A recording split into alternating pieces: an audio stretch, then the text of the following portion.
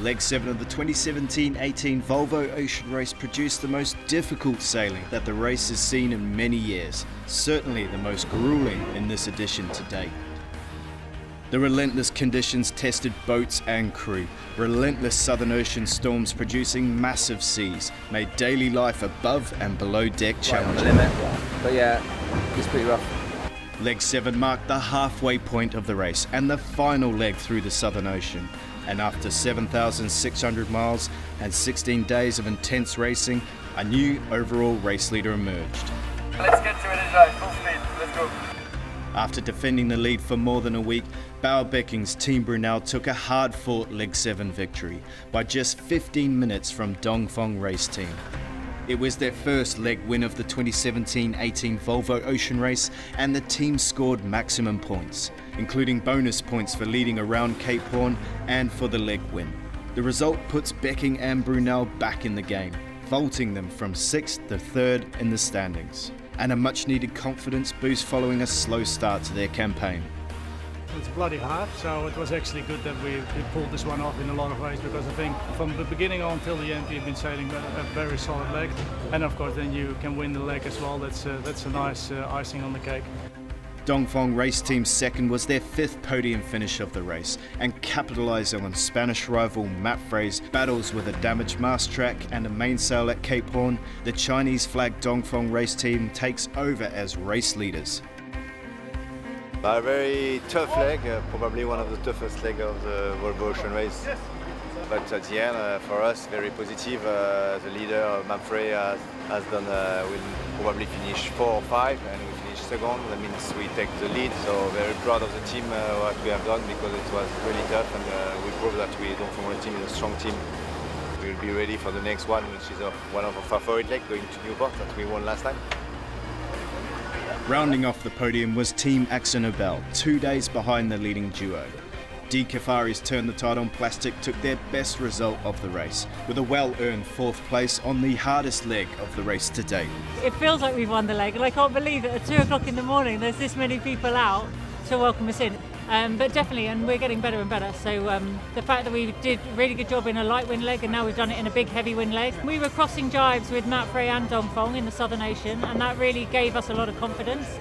But the memory of Auckland is still very, very raw, because we were still working out how fast Mapfre had to go to overtake us. Even though we'd built a 300-mile buffer, we were not convinced it was enough.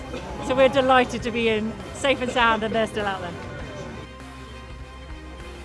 Finishing in unfamiliar territory, a full 5 days behind the leaders was Mapfre, who had to settle for 5th place, losing time at Cape Horn when they elected to suspend racing to carry out repairs. But the team is still very much in the fight, just a single point now separating them from the new overall race leaders, Dongfeng Race Team. We always known that it's very hard to keep in the lead the whole way, and and we've been here before.